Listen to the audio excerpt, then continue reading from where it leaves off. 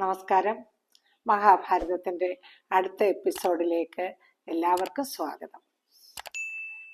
നമ്മൾ വേടരൂപത്തിൽ നിന്ന ഭഗവാൻ പരമശിവന്റെ തലയിലേക്കാണ് ശിവലിംഗ പ്രതിഷ്ഠയിൽ അർജുനനിട്ട പൂക്കൾ ചെന്ന് വീണത്.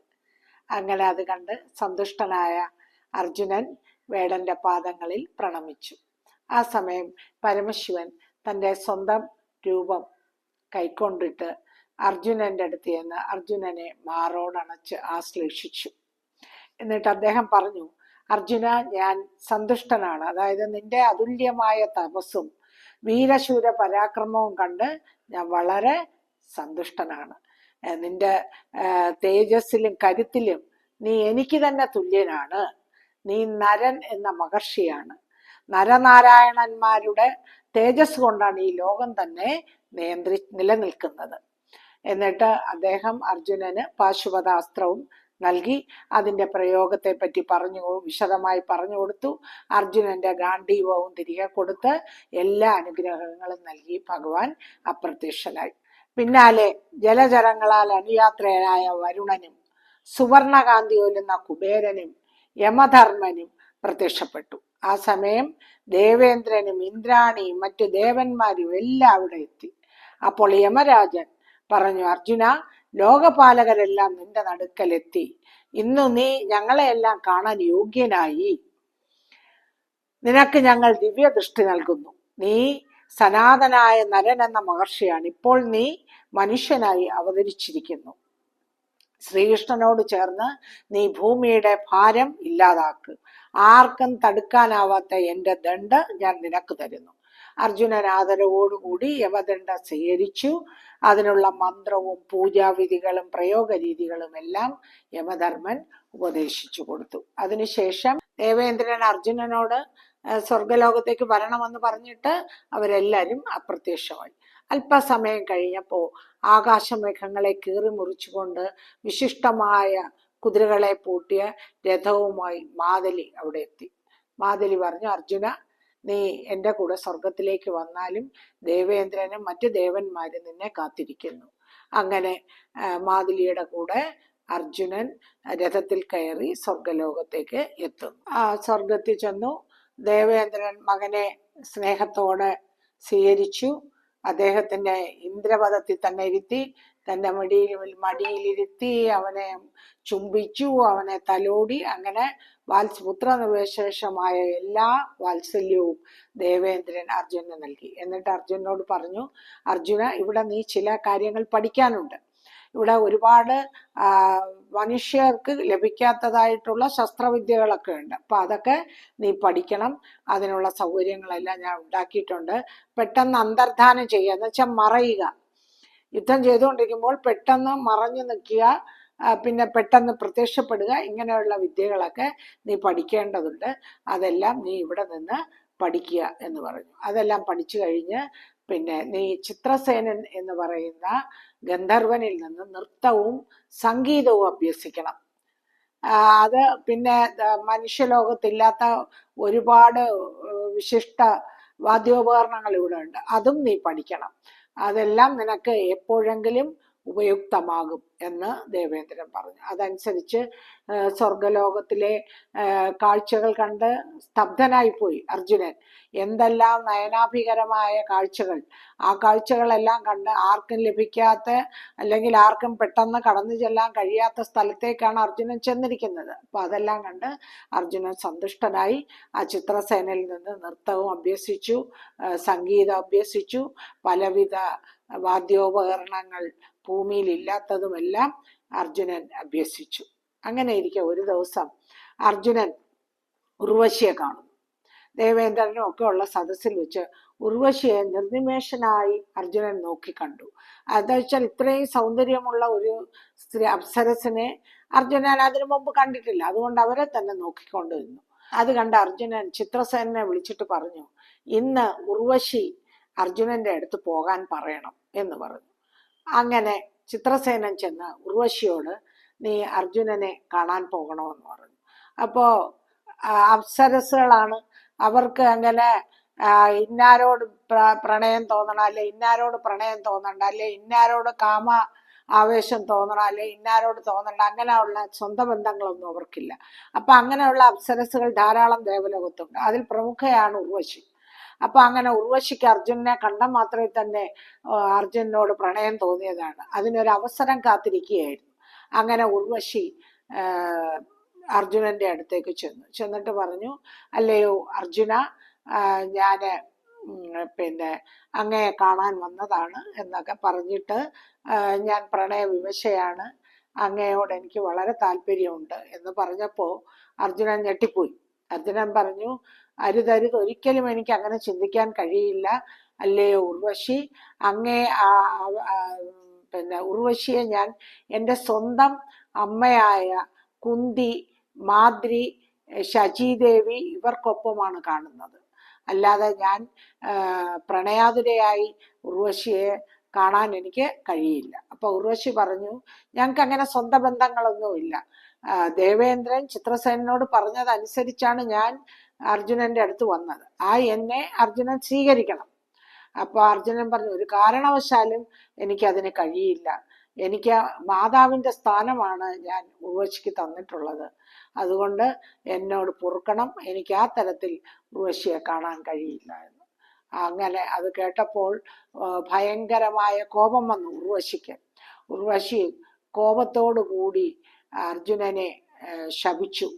നീ സ്ത്രീകളുടെ ഇടയിൽ ഷണ്ടനായി, ആണും പെണ്ണും കെട്ടവനായിട്ട് കുറച്ചു നാൾ താമസിക്കേണ്ടി വരും എന്ന് പറഞ്ഞ് ഉർവശി അർജുനനെ ശപിച്ചു. അതിനാണ് ഉർവശി ശാപ ഉപകാരം എന്ന് പറയുന്നത്. അതായത് ഉർവശിയുടെ ആ ശാപം കൊണ്ട് 1 വർഷം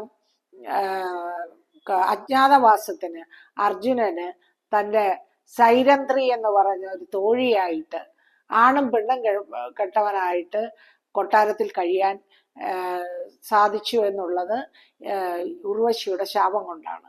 അപ്പൊ അതിനാണ് പലപ്പോഴും നമ്മൾ പല കാര്യത്തിൽ ആ ഉർവശി ശാപം ഉപകാരമായി എന്ന് പറയുന്നത്. ദേവേന്ദ്രനും അർജുനനോട് പറഞ്ഞു, അർജുന, നിനക്ക് ഈ ശാപം ഉപകാരമായി തീരും. നിനക്ക് 1 വർഷത്തെ അജ്ഞാതവാസ കാലത്ത് ഈ ശാപം ഉപകാരപ്പെടും. അപ്പം അർജുനൻ സന്തുഷ്ടനായി ദേവലോകത്ത് വളരെ സന്തുഷ്ടനായിട്ട് അവിടുത്തെ സൗഭാഗ്യങ്ങളും സുഖങ്ങളും എല്ലാം അനുഭവിച്ച് കഴിഞ്ഞു. ആ സമയത്ത് ലോമശൻ എന്ന് പറയുന്ന മഹർഷി സ്വർഗത്തിലെത്തി. അവിടെ വന്നപ്പോ അർജുനൻ അർദ്ധാസനായി ദേവേന്ദ്രന്റെ അടുത്തിരിക്കുന്നത് കണ്ടു. അത് എങ്ങനെ അർജുനൻ, വെറും മനുഷ്യനായ അർജുനന് ഈ പദം കിട്ടി? എന്ത് ചെയ്തിട്ടാണ് അർജുനന് ഇത് കിട്ടിയത് എന്ന് ലോമശ മഹർഷിക്ക് ഒരു സംശയം തോന്നി. ലോമശ മഹർഷിയുടെ സന്ദേഹം മനസ്സിലാക്കിയ മഹേന്ദ്രൻ പറഞ്ഞു, അല്ലയോ മഹർഷി, അർജുനൻ എന്ന് പറയുന്നത് മനുഷ്യനായി ജനിച്ചു എന്നേ ഉള്ളൂ. അദ്ദേഹം നരൻ എന്ന് പറയുന്ന വലിയ മഹർഷിയാണ്.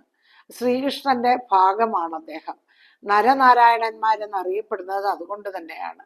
അപ്പൊ അങ്ങനെയുള്ള അർജുനന് ഇന്ദ്രപദം അല്ലെങ്കിൽ ഇന്ദ്രലോകം കാമ്യമായിട്ടുള്ളതാണ്, അഭികാമ്യമായിട്ടുള്ളതാണ്.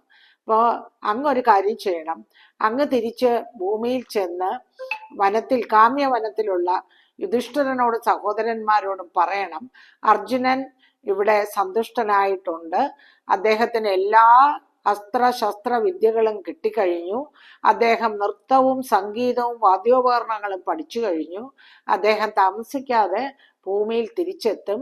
അപ്പോ യുധിഷ്ഠിരൻ ഒരിക്കലും അർജുനനെ പറ്റി വേവലാതിപ്പെടേണ്ട കാര്യമില്ല എന്ന് അറിയിക്കണമെന്ന് പറഞ്ഞു. അതനുസരിച്ച് ലോമശ മഹർഷി യുധിഷ്ഠിരനെ പോയി കാണുന്നു. ഈ സമയം കൗരവ സദസ്സിൽ ധൃതരാഷ്ട്ര സഞ്ജയനെ വിളിച്ച് സംസാരിക്കുന്നു. സഞ്ജയനോട് പറയുന്നു, അല്ലയോ സഞ്ജയ, എൻ്റെ പുത്രനായ ദുര്യോധനൻ ലോകദുഷ്ടനും ലോക വേണ്ടാദിനങ്ങൾ കാണിക്കുന്നവനുമായി മാറിക്കഴിഞ്ഞിരിക്കുന്നു. എന്നാൽ വേദവ്യാസം വന്നപ്പോ അദ്ദേഹം പറഞ്ഞു, വേദവ്യാസൻ എന്ന് പറഞ്ഞാൽ ധൃതരാഷ്ട്രന്റെ പിതാവാണ്, എൻ്റെ പിതാവ് പറഞ്ഞു അർജുനൻ ദേവലോകത്തെത്തി. അപ്പോ അർജുനന് പരമശിവനിൽ നിന്ന് പാശുപതാസ്ത്രം, മറ്റ് പല ദിവ്യ അസ്ത്രങ്ങൾ, ദേവന്മാരിൽ നിന്ന് ദിവ്യാസ്ത്രങ്ങൾ, ഇതെല്ലാം ലഭിച്ചു കഴിഞ്ഞു. അപ്പം അവർ ശക്തരായി തുടങ്ങി, പാണ്ഡവർ ശക്തരായി തുടങ്ങി. ഒരിക്കലും കുടിലനും ദുഷ്ടനും ആയ ദുര്യോധനന് അവരെ ജയിക്കാൻ കഴിയില്ല. അപ്പം സഞ്ജയൻ ഈ വിവരങ്ങളെല്ലാം തന്നെ ധൃതരാഷ്ട്രരോട് പറഞ്ഞു. ധൃതരാഷ്ട്ര ഇതൊക്കെ കേട്ട് വളരെ ദുഃഖിതനായി. കാരണം ശ്രീകൃഷ്ണൻ, ബലരാമൻ, യാദവകുലം മുഴുവനും പാണ്ഡവരുടെ കൂടെ ഉണ്ട്. ശ്രീകൃഷ്ണൻ അജയ്യനാണ്, അതിശക്തനാണ്, ലോകത്തെ തന്നെ സംഹരിക്കാൻ കഴിവുള്ള ആളാണ്. ഇതെല്ലാം ധൃതരാഷ്ട്രർക്കറിയാം. അപ്പം തൻ്റെ പുത്രന്റെ നീചപ്രവൃത്തികളും കുടിലതന്ത്രങ്ങളും കൊണ്ട് വളരെ ദുഃഖിതനായിരുന്ന ധൃതരാഷ്ട്രർ സഞ്ജയനോട് തൻ്റെ ദുഃഖത്തെ പറ്റി പറയുന്നു. അപ്പോൾ സഞ്ജയൻ പറയുന്നു, അല്ലയോ രാജാവേ, മഹാരാജാവേ, അങ്ങ് പറഞ്ഞതെല്ലാം ശരിയാണ്. ദുര്യോധനാദികൾക്ക് ഒരിക്കലും ഈ രാജ്യം മുന്നോട്ട് നല്ല രീതിയിൽ നയിച്ചുകൊണ്ട് പോകാൻ കഴിയില്ല. പാണ്ഡവർ കൗരവരെയും ദുര്യോധനാദികളെയും എല്ലാം കൊല്ലുക തന്നെ ചെയ്യും. അങ്ങ് അത് മനസ്സിലാക്കുക. പാണ്ഡവരെ തിരിച്ചു വിളിച്ചാൽ പോലും അവരിനി വരുമെന്ന് തോന്നുന്നില്ല. പാണ്ഡവരും കൗരവരും തമ്മിൽ നിരന്തരമായ ഒരു യുദ്ധം തന്നെ ഉണ്ടാകാൻ സാധ്യതയുണ്ട്. ഈ സമയം മഹർഷി വരുന്നതിന് മുമ്പ് വരെ വളരെ പരിഭ്രാന്തരായിരുന്നു യുധിഷ്ഠിരാദികൾ. അപ്പോൾ ഭീമസേനൻ പറഞ്ഞു, അല്ലയോ ജ്യേഷ്ഠ, അർജുനനിലാണ് നമ്മുടെ വിശ്വാസം മുഴുവനും. അർജുനന്, ശ്രീകൃഷ്ണന്, യാദവരും ഉണ്ടെങ്കിൽ നമുക്ക് കൗരവരെ എങ്ങനെ വേണമെങ്കിലും നിഗ്രഹിക്കാം. ഇത്രയും ദുഷ്ടനായ ദുര്യോധനെ കുടുംബത്തോടെ ഉന്മൂലനാശം ചെയ്യണം, എങ്കിലേ നമുക്ക് രക്ഷയുള്ളൂ. അതിനുവേണ്ടി എല്ലാ ദിവ്യാസ്ത്രങ്ങളും വാങ്ങി അർജുനൻ എത്രയും പെട്ടെന്ന് നമ്മുടെ അടുത്തേക്ക് വരും. നമുക്ക് എന്നാലേ കർണനെ വധിക്കണം, ശകുനിയെ വധിക്കണം, ഈ ദുഷ്ടന്മാരെ എല്ലാം നമുക്ക് വധിക്കേണ്ടതുണ്ട്. അപ്പോൾ യുധിഷ്ഠിരൻ പറഞ്ഞു, ഭീമ, നീ സമാധാനപ്പെടൂ, അർജുനൻ വരട്ടെ. അർജുനൻ വന്നു കഴിഞ്ഞിട്ട് നമുക്ക് യുദ്ധത്തെ പറ്റിയൊക്കെ ആലോചിക്കാം എന്ന് പറഞ്ഞ് യുധിഷ്ഠിരൻ ഭീമനെ സമാധാനപ്പെടുത്തുന്നു. അപ്പൊ ഭീമൻ വീണ്ടും പറയുകയാണ്, ജ്യേഷ്ഠ, നമ്മളെ ചതിയിലൂടെയാണ് അയാള് നമ്മുടെ രാജ്യം കൈവശപ്പെടുത്തി. ആ ചതിയിലൂടെ തന്നെ നമുക്ക് അവനെ വധിക്കണം. അപ്പൊ യുധിഷ്ഠിരൻ പറഞ്ഞ, ചതി നമുക്ക് അല്ലാതെ തന്നെ അവരെ വധിക്കാൻ കഴിയും, പിന്നെ നമുക്ക് ചതിയുടെ ആവശ്യമുണ്ട്. അതുകൊണ്ട് നമ്മൾ അതിനെപ്പറ്റി ചിന്തിക്കേണ്ട, നമുക്ക് ധർമ്മമാർഗത്തിലൂടെ തന്നെ കൗരവാദികളെ വധിക്കാൻ കഴിയും എന്ന് പറഞ്ഞ് വീണ്ടും സമാധാനപ്പെടുത്തുന്നു.